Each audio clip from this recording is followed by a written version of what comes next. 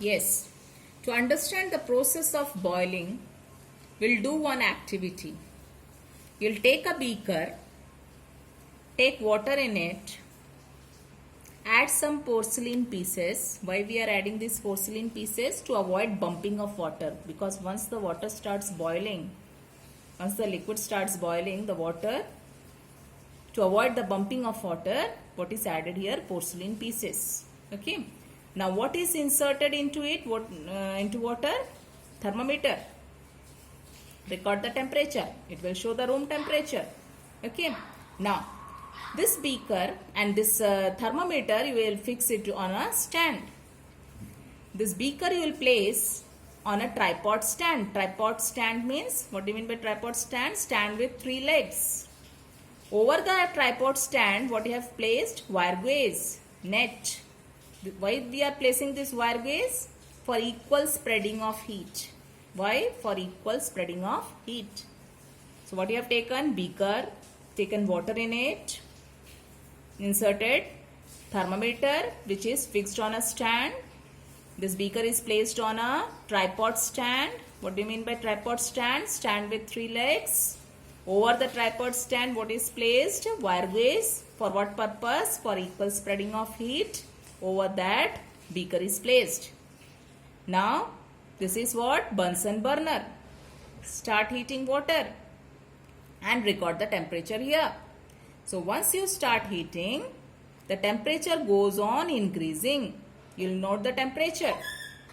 And once it reach 100 degrees Celsius, means what is 100 degrees Celsius for water? It is boiling point of water. This is the temperature at which water starts boiling at atmospheric pressure. So once the temperature reaches 100 degrees Celsius, means boiling point, it stops heat. The temperature remains constant. It does not increase. You keep on heating, but the temperature does not increase. So the heat which you are providing, where it is used? Once the water starts boiling, at what temperature water starts boiling? 100 degrees Celsius. And what is boiling? Rapid conversion of liquid to gas.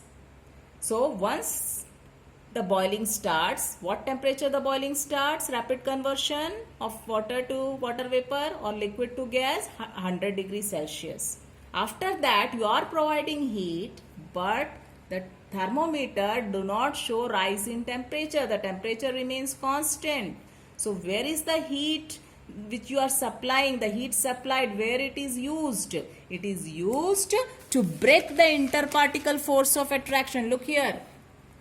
Suppose this is the liquid, means water. These are the particles, little far apart. They absorb heat energy. Once it starts boiling, again you are giving heat, you are supplying heat, but do not show rise in temperature. The temperature remains constant at 100 degree. So where is the heat used? The heat energy which is supplied, that is used to break the interparticle force of attraction, or to overcome the interparticle force of attraction.